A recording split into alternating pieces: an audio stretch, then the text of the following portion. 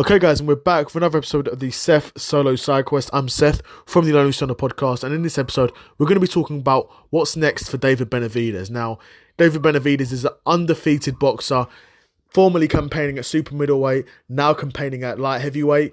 Is currently the WBC World Heavyweight Champion. He was upgraded to World Champion following Bivol vacating one of those belts, and obviously, I think in an ideal world, David Benavidez' next fight would be against a Bivol or beterbiev or even a Canelo. But that's looking unlikely, where all three of those guys are seemingly booked up, where we know Canelo's going to be fighting in September and Bivol and beterbiev are aiming for a trilogy between themselves. All right, so David Benavidez has thrown two names out there, and two names have sort of been thrown out by boxing media to face David Benavidez next, and that's Callum Smith or Anthony Yarde. Now, I think Callum Smith is probably the harder fight for him. Callum Smith is the bigger of the two in terms of frames, in terms of length as well. Anthony Yarde is quite a stocky, even though Anthony Yarde's 5'11", probably pushing 6 foot. He's not a small guy. I think because he's got all this muscle, he feels more stocky than he is. But he's not a small guy by any stretch, in my opinion. But Callum Smith feels like he's a boxer who knows how to use his frame more. Well, Anthony Yarde is very much a boxer, a defensive boxer who's able to go forward. Callum Smith feels like he's a more well-rounded boxer and has got more experience naturally as an amateur and as a pro, and is able to really weigh on guys and make the most of that. Make most of that size, because David Benavidez isn't a big light heavyweight. He was a very big super middleweight, but he's not as big as he was at super middleweight as he is at light heavyweight, right? Whereas at super middleweight, yes, he could pretty much dominate everyone. I think David Benavidez is all of 6'2", 6'3", right? I mean, you're facing the Caleb Plants of this world, who's 6 foot, and you've got 2, 3, I don't know, maybe 4 inches on these guys. And David Benavidez is a very good boxer in his own right. He's able to make the most of that size.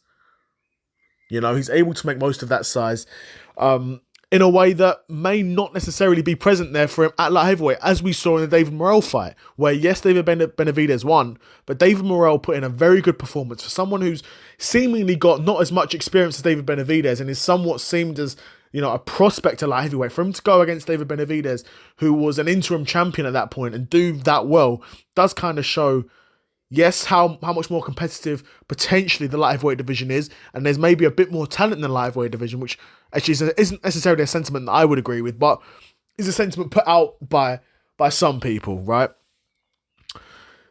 But David Benavidez fighting Callum Smith or Anthony Yarde, I think Callum Smith would be the harder fight for him. I think Anthony Yarde, he's probably got more routes to victory, because I think Anthony Yarde seemingly was never a one-punch knockout guy where he would touch you and put you to sleep. Not necessarily. Anthony Yarde's never really been that guy. For the most part, you know, he's got a few highlight reel knockouts, but for the most part, he's breaking guys down. And if he's doing anything, he's dropping guys with body shots, right? And you got David Benavidez, he will willingly walk forward, throw bombs, throw heavy combos, even if he's missing some punches, because when you're fighting guys like Canelo and Anthony Yarde, who somewhat try and rely on their head movement for defense, okay, you may dodge one punch, you may dodge 2 punches, you may even dodge 3 punches, but David Benavidez isn't throwing 3-punch combos. He's throwing 5, 6, 7-punch combos in some cases, right? And we've seen him been able to do that for, you know, we've seen him be able to do it for 12 rounds. Right, and we know Anthony Yarde can be got to and can be made to gas out, as was what happened in the Kovalev fight. You know, Kovalev was able to withstand the storm and finally get to Anthony Yarde. That being said, we don't know if David Benavidez could weather that storm. We don't know. From either guy, to be fair. Obviously, Callum Smith, I favour Callum Smith to go 12 rounds over Anthony Yarde, which is also why I would say Callum Smith is a harder fight for Anthony Yarde. Callum Smith is a harder fight for David Benavidez than Anthony Yarde. Despite, and fans of the channel will know, Anthony Yarde being one of my favourite boxers, for similar reasons to the likes of Caleb Plant, Tevin Farmer. They fight a style of boxing that sort of resonates with me in a weird way. But I think, yeah, what I mean is, my final prediction is that I think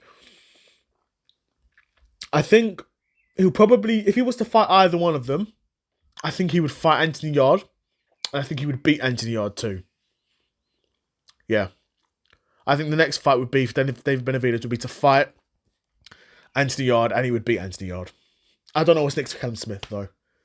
But I'm sure at one point I'll make a video about that, because the light heavyweight division is quite interesting in my opinion. Especially with David Benavidez in it. Especially with David Benavidez in and around the top of that division. He makes that division so interesting. Because I think, for the most part, we all know what's going to happen in Bivol v Beterbiev 3. Now, we don't know the result. And it might change slightly. But we know for the most part, we've seen these guys box for 24 rounds now. It's very unlikely that after 24 rounds of boxing, we're going to see something different from these guys that they've never shown before. You know, in my opinion. But yeah, David Benavidez makes this lightweight division a lot more interesting, and I'm super curious to know who his next fight's going to be. But yeah, another episode of the Seth solo side quest in the bag, and I'm out. Peace.